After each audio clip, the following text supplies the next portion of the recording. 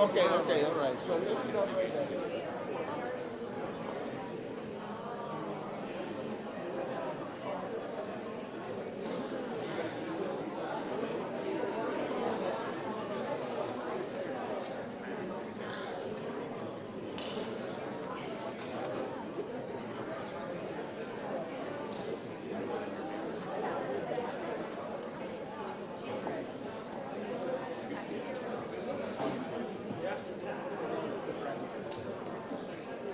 Got about one more minute until our next speaker.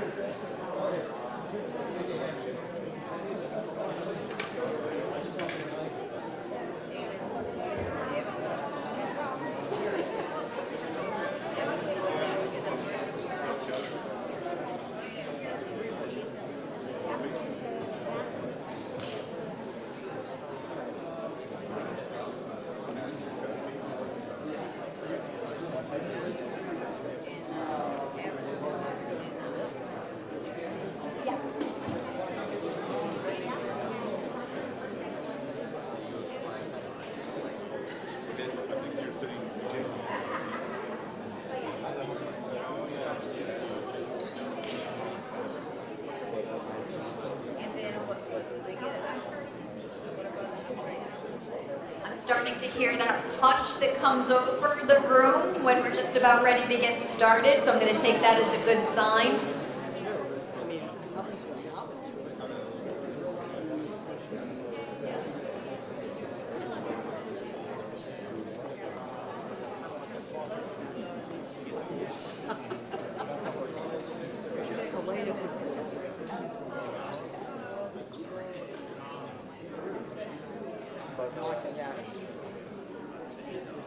Okay, as everyone's getting their delicious lunch and making their way back to the tables, I'd just like to take a minute to just introduce our panelists and give an idea of what the topic is going to be.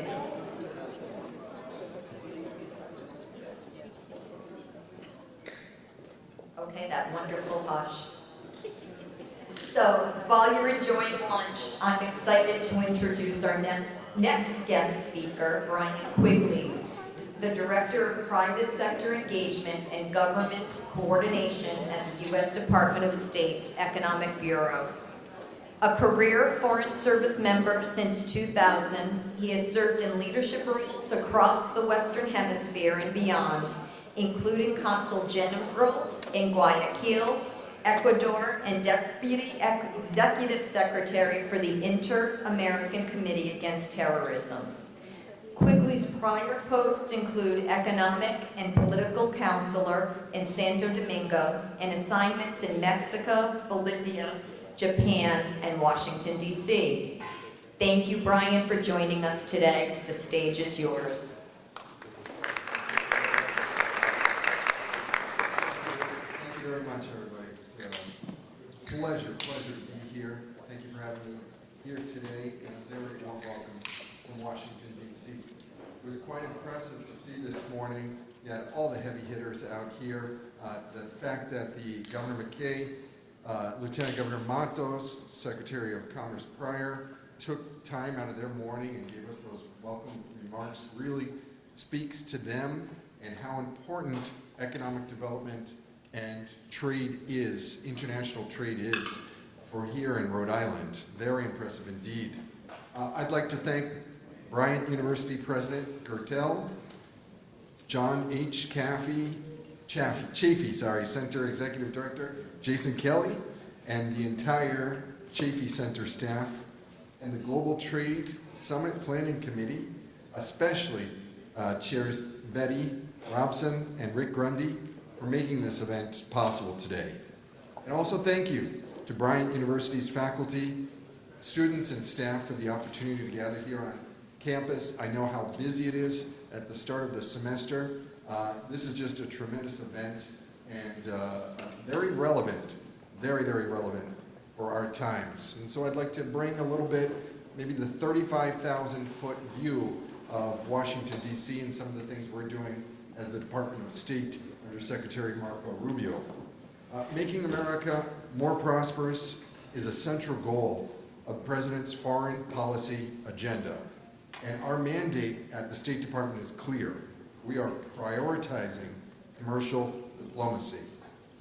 An America first in trade, investment, and foreign policy makes the American people more prosperous and American industry more competitive. The United States continues to invest in the future of our country by creating good jobs for all Americans. And that goes with supporting critical infrastructure, supporting domestic manufacturing, and being the world capital for innovation and technological development. And the results of this focus are huge and speak for themselves. Since the start of this administration, the State Department has contributed to over $298 billion in wins for American companies overseas. And that translates into supporting over 922,000 jobs back here in the United States. In fact, just this Monday, for example, at UNGA in New York, Wabtec Corporation announced a $4.2 billion locomotive and services deal with Kazakhstan. This is the largest locomotive agreement in history and just shows on the priority that we're putting into helping American businesses get into markets overseas. These wins are a testament to the work of the more than 1,500 economic, foreign service officer diplomats that are stationed at our U.S. embassies and consulates around the world. Their number one priority, day in and day out, is to help build our commercial and economic ties with countries around the globe and deliver wins for U.S. corporations. They do this by advocating on behalf of U.S. companies to resolve disputes with foreign governments and to win foreign procurements, as well as identifying and combating unfair business practices abroad.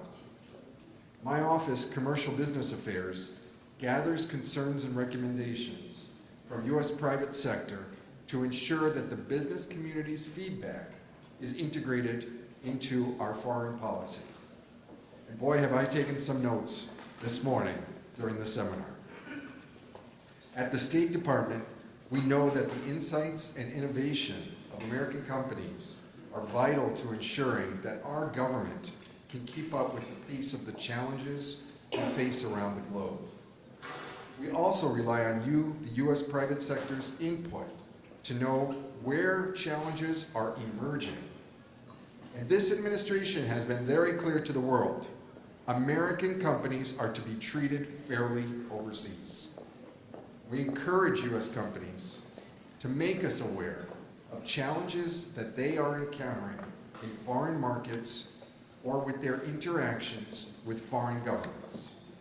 Our ambassadors and diplomats overseas, as well as State Department employees and officials in Washington, D.C., can help address those issues.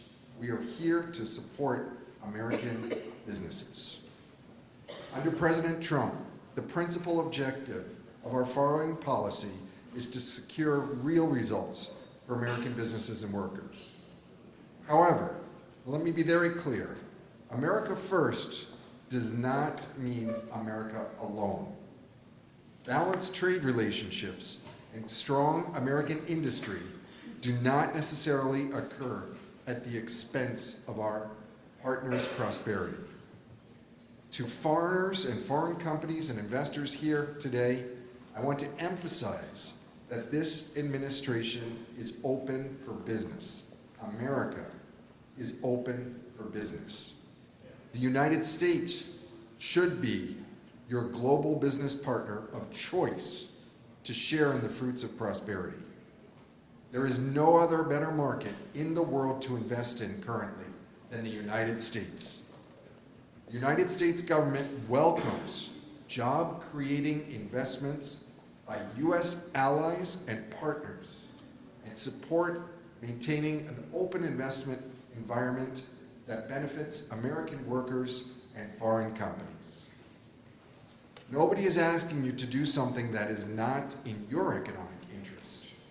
The key is finding those economic opportunities that benefit the most of both of us. Since January 20th, President Trump has secured over $8.1 trillion in new U.S. investment, both foreign and domestic. For example, just the other month, Portugal's TMG Automotive and Acton, Massachusetts Hertz Corporation announced a joint investment of over $50 million to build a new automotive surfaces covering manufacturing facility here in the United States. We're looking to bring foreign domestic investment into the United States, and these historic investments will reinforce the United States as the global leader in economic growth and make America and our partners that invest in us more prosperous.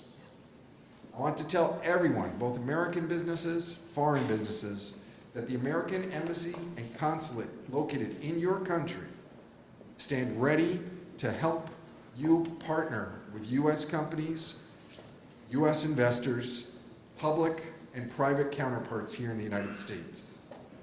The time to invest in the United States is now, and the time for American companies to sell their goods and services abroad is now.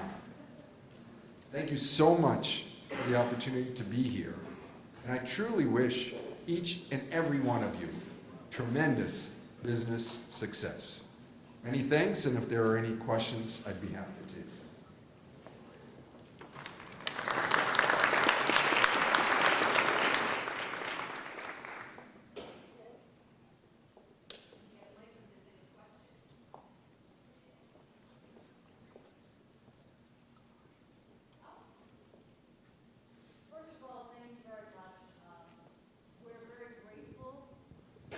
We're very grateful for the many commercial service specialists at the U.S. embassies around the world.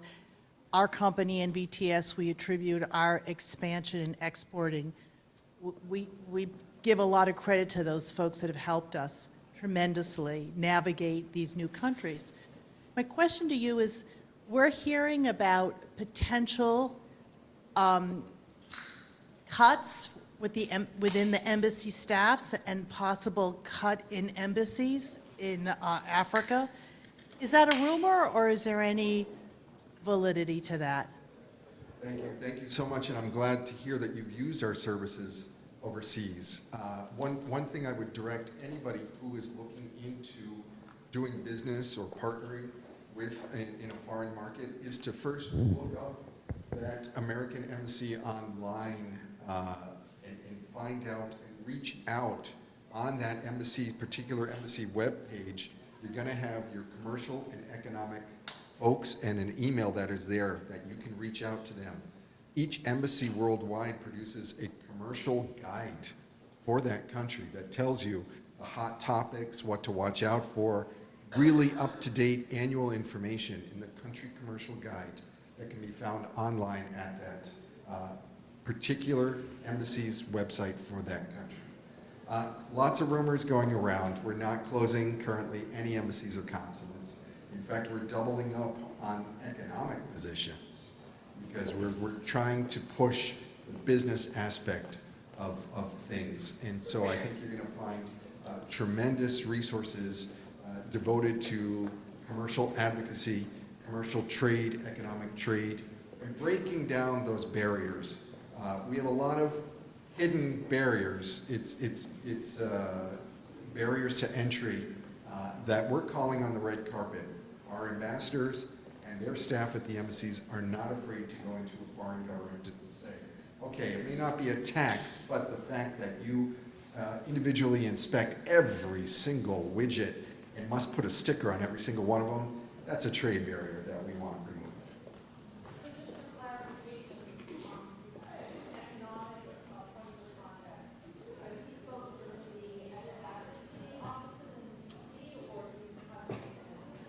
Both. So we have over 1,500 economic officers at our embassies and consulates worldwide. And then I'm in Washington, D.C. We have just in my office a staff of about 20. And what we will do is take that and steer you into the right direction, depending on what your issue is or your area of the world. We're here to help you find the answers and get the help you need. Thank you. Glad to hear that.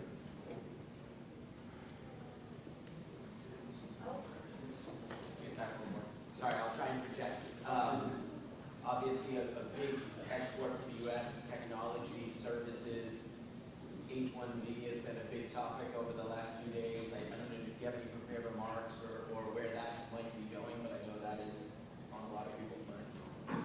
So, great, yes, there's a big push. In fact, I would direct you to, it's about 10 days old, the latest executive order by the president promoting AI exports. That is clear guidance information from the White House that is giving AI export look and really high value and a lot of attention right now. As far as H-1Bs, I think we got to see how this is going to pan out. But obviously the push is that also Americans would have those types of opportunities and put everybody at the equal footing for that. But please refer back to the executive order on artificial intelligence exporting AI around the world. Still have time for a few more questions.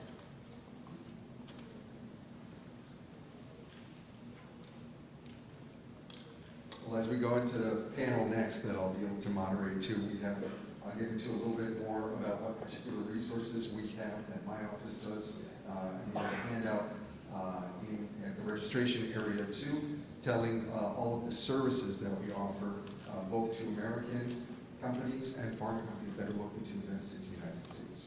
Thank you so much. Thank you, and as Director Quigley said, we get to hear from him again as he's moderating the next panel. So enjoy your lunch, delicious dessert, and we will be back here at 1:30 for our consulate roundtable.